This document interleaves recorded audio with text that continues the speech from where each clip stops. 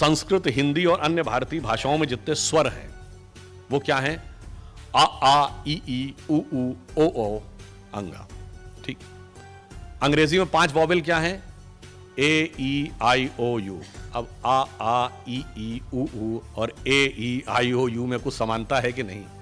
अब कुछ बताने की आवश्यकता किसने किससे नकल किया होगा, मगर इसके बावजूद हमें लगता है कि वही सही है। और फिर इतना ही नहीं, अगर आप व्याकरण की दृष्टि से देखें तो हमारे जितने भी स्वर हैं वो इतने व्यवस्थित ढंग से, अभी कई बार कहते हैं ना कि भाई भाषा या संस्कृति और भाषा के साथ जुड़ी रहती है, उसमें 2 चीजें हैं, विचार और वैज्ञानिकता।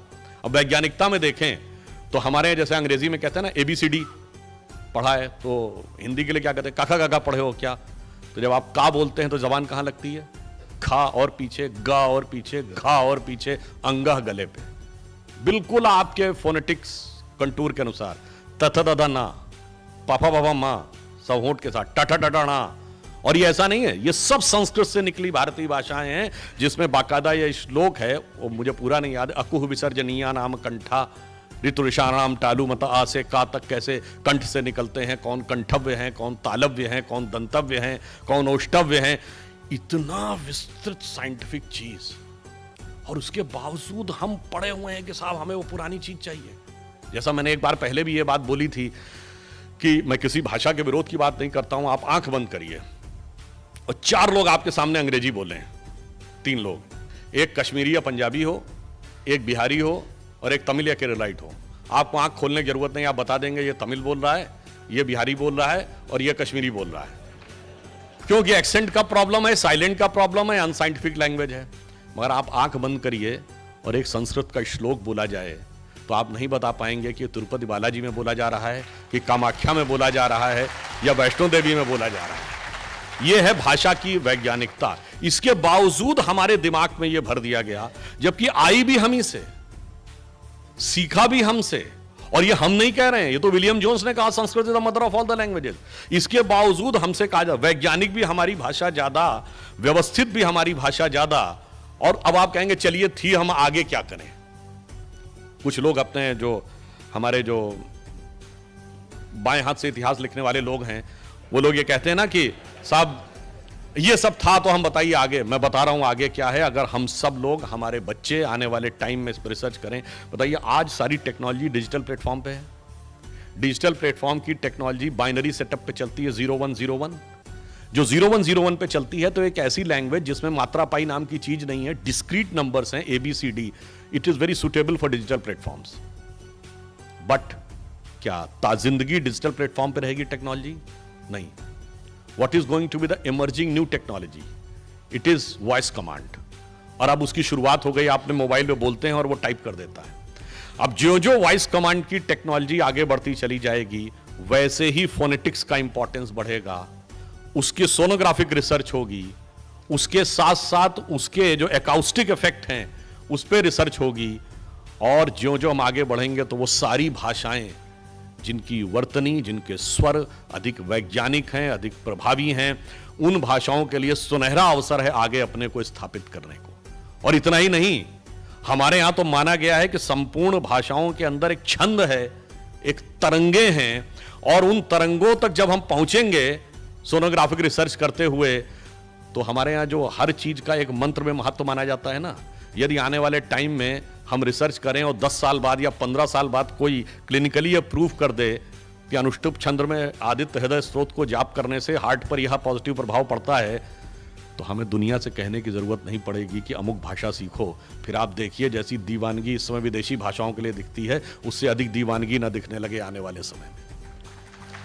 अब एक और बात सोचिए, हमारे मन में एक और बात भर दिया जाता है, साहब हमारे यहां तो ऐसा था कि वो लोग लिखना नहीं जानते थे, इसलिए बोल बोलकर गुरु शिष्य परंपरा में उसको आगे ले जाते थे। अब ये बताइए, जिन लोगों ने खगोलीय गणनाएं कर ली, जिसका अभी मोहन जी ने उल्लेख किया कि भगवान राम के जन्म के समय के ग्रह नक्षत्र को प्लैनेटोरियम सॉफ्टवेयर में डालिए तो 7114 ईयर्स बिफोर का समय आ जाता है एग्जैक्ट।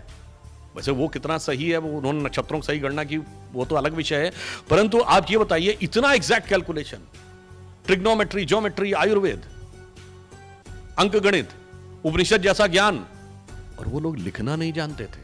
ये बात तर्कसंगत लगती है? अगर कोई ये कहे तो ये बात अतार्किक नहीं, ये मूर्खतापूर्ण लगती है।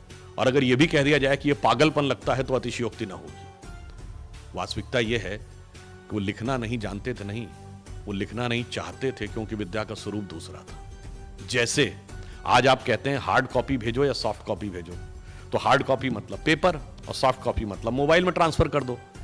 तो पहले क्या था, एक दौर में जब ताम्रपत्र के ऊपर लिखा जाता था तो वो हार्ड कॉपी थी, फिर भोजपत्र सॉफ्ट कॉपी हो गई, फिर भोजपत्र हार्ड कॉपी हो गई, कागज सॉफ्ट कॉपी हो गई। अब कागज हार्ड कॉपी है और ये डिजिटल जो कॉपी है वो सॉफ्ट कॉपी है। पर अगला चरण क्या हो सकता है, जो डिवाइस के अंदर ट्रांसफर्ड है वो हार्ड कॉपी है और जो माइंड से माइंड ट्रांसफर्ड है वो सॉफ्ट कॉपी है। और उसके पीछे एक कारण भी है। जैसे आप किसी से कहें संस्कृत का राग आप किसी को लिखकर समझा सकते हैं? नहीं। अब मैं पुनः आ रहा हूं, भाषाओं के अंदर जिनके अंदर वैज्ञानिकता और ध्वन्यात्मकता है, वो ध्वन्यात्मकता बोलकर ही बताई जा सकती है, वो लिखकर नहीं बताई जा सकती। जैसे छोटी ई और बड़ी ई आपको बोलकर ही आप बता सकते हैं, लिखकर नहीं बता सकते। और हमारे यहां तो हर मंत्र का एक लय, हर चीज एक छंद में लिखी गई है। वैदिक गणित के श्लोक भी छंदों में लिखे गए हैं, छंद बोलकर बताया जा सकता है, लिखकर नहीं। जैसा मैंने एक बार पहले भी बोला था, जैसे उदाहरण के लिए आजकल बहुत प्रचलित है शिव तांडव स्तोत्र। अब कभी आप उस पर ध्यान दें तो उसके अंदर जो एक रिदम है कि जटाटवी गल ज्वल प्रवाह पावि तस्तले गले लंबे लंबिताम भुजंग तुंग मालिकाम, और आगे डमट डमट डमट निनाद वड्डमर वयम चकार चंड तांडव तनोतुना शिवा शिवम। अब मैं चुनौती से कहता हूं, कोई डमट डमट डमट निनाद वड्डमर वयम लिख के समझा दे। इसलिए मैं कहता हूं उन्होंने, और उनकी तो अभी साइंस अब जाके पहुंची। अब एक नई जो latest theory after Higgs boson आने लगी है, आप सबने सुना होगा स्ट्रिंग थ्योरी। स्ट्रिंग थ्योरी ये कहती है कि सब वेव्स हैं और पार्टिकल क्या है, जहां पर दो वेव्स का सुपर इंपोजिशन होता है वहां पर एक पैकेट ऑफ एनर्जी बन जाता है, वो पार्टिकल की तरह बिहेव करने लगता है। हमारे यहां तो सदा से कहा गया कि संपूर्ण विश्व जो है वो एक लय के कारण अस्तित्व में है। इसीलिए डूम की जो हिंदी या संस्कृत या भारतीय भाषा में क्या कहा गया, प्रलय। लय समाप्त हो गई, प्रलय आ गई। लय अस्तित्व में आई तो जगत का अस्तित्व आ गया। इसलिए सृजन भी लय से होता है, और जब तांडव करते हैं शिव तो वो भी लय के साथ करते हैं। इसीलिए मैथमेटिक्स हो या आयुर्वेद के श्लोक हो, सब के सब लय में है। इसलिए मैंने सिर्फ ये कहा, इसको समझने में कई बार हमारे मन में गहरा कंफ्यूजन है। उस कंफ्यूजन से हमें बाहर निकलना होगा। जैसा कि अभी उन्होंने कहा कि अंग्रेजों ने इसे गहरा तो जरूर किया, मगर दुख की बात है कि जब हम बाहर आए, मतलब स्वाधीन हुए, तो हमारे तंत्र में स्व नहीं था। इसको और ज्यादा गहरा करने का काम स्वतंत्रता के बाद हुआ। और यह मैं इसलिए भी कहना चाहता हूं कि अगर आप लोग कभी ध्यान दें, अब तो बहुत सारे आर्टिकल्स, बहुत सारे फैक्ट्स डीक्लासिफाइड होकर विदेशों से बाहर आ गए। एक केजीबी का जासूस था जिसका नाम था यूरी बेचमेनेव, जो 70 और 60 के दशक में भारत में पत्रकार बनकर रहता था। 91 में सोवियत संघ के विघटन के बाद वो कनाडा भाग गया, और उसने बाद में वहां जाकर जो इंटरव्यू दिया है वो बहुत महत्वपूर्ण है। उसने कहा कि भारत में जब वो था तो उसे काम दिया गया था कि इंडियन कल्चर को डिस्ट्रॉय करना है, और डिस्ट्रॉय करने का काम चरणबद्ध तरीके से करना है। पहला चरण क्या था कि ऐसी व्यवस्थाओं का, वातावरण का, विचारों का निर्माण करना है कि आपको लगने लगे हमारा समाज, हमारी धर्म, हमारी संस्कृति सब कुछ गलत। उसने उसको नाम दिया स्टेज ऑफ डिमोरलाइजेशन। 15 से 20 साल हमें स्टेज ऑफ डिमोरलाइजेशन देना। और यह भी था, ये 15 से 20 साल क्यों, एक जनरेशन स्कूल से शुरू होकर यूनिवर्सिटी तक पहुंचती है 15 से 20 साल में। जब डिमोरलाइजेशन कंप्लीट हो जाए तो नेक्स्ट क्या होगा, स्टेज ऑफ डिस्टेबलाइजेशन। अब जगह जगह आंदोलन शुरू करो उन मुद्दों को लेके जो वास्तविकता में थे नहीं, हमने क्रिएट किए। वो 15-20 साल का समय है। और जब थर्ड स्टेज क्या आएगी, स्टेज ऑफ रिवोल्यूशन। अब उन आंदोलनों को हिंसात्मक और उग्र स्वरूप देना शुरू करो। And the final stage will be, जिसको उन्होंने कहा स्टेज ऑफ नॉर्मलाइजेशन। यानी अब एक बार सशस्त्र क्रांति के द्वारा सत्ता हमारे हाथ में आ गई, अब सब कुछ शांत, और उन्होंने कहा अब किसी को कुछ नहीं बोलने देना है। इसीलिए मुझे बड़ा आश्चर्य होता है, देखिए हमें बहुत से शब्दों से भी बाहर निकलना होगा। आज हम बहुत शब्द सुनते हैं, लेफ्ट लिबरल। ये बताइए, लेफ्ट कभी लिबरल होता है? दुनिया में कोई कम्युनिस्ट कंट्री बताइए जो लिबरल हो। अगर कोई लेफ्ट लिबरल कहे तो ये ऐसा लगता है जैसा वो कहे कि I am a devout atheist, मैं एक बहुत ही भक्त नास्तिक हूं। ऐसा ही कहना है कि लेफ्ट लिबरल हो।